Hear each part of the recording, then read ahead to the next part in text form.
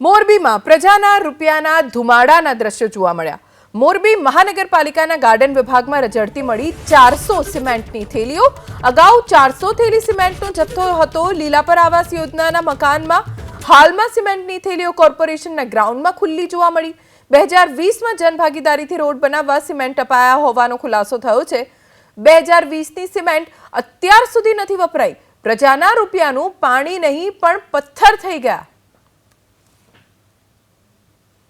મોરબી વાસીઓને સારી સુવિધા મળે તે માટે તંત્ર દ્વારા અનેક જે પ્રયાસો છે તે કરવામાં આવતા હોય છે અને રોડ રસ્તા પ્રાથમિક સુવિધા જે છે એ નગરપાલિકા દ્વારા આપવામાં આવતી હોય છે। ત્યારે આ હાલ જે દ્રશ્યો છે તે ચોંકાવનારા જે દ્રશ્યો સામે આવ્યા છે।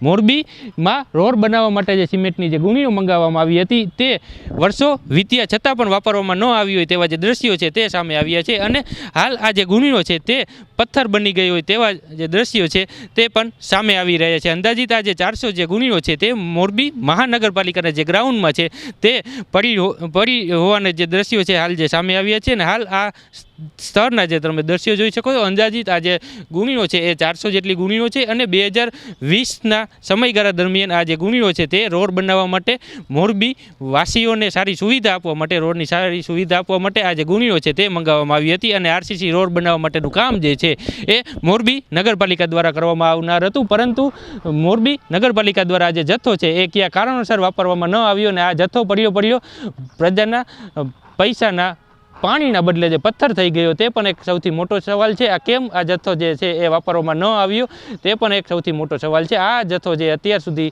છે એ નગરપાલિકાના જે આવાસ યોજના છે તેના ત્યાં પડ્યો હતો અને 2 દિવસથી આ જે જથ્થો છે એ મહાનગરપાલિકાના ગ્રાઉન્ડમાં રાખવામાં આવ્યો અને હાલ જે પ્રાથમિક માહિતી છે તે મળી હતી, પરંતુ આ જથ્થો કેમ ન વાપરવામાં આવ્યો અને આ કયા અધિકારીની મિલીભગતથી આ જે ભ્રષ્ટાચાર થયો હોવાની જે શક્યતા છે તે પણ સામે આવી રહી છે। પાર્થ પટેલ, એબીપી અસ્મિતા, મોરબી।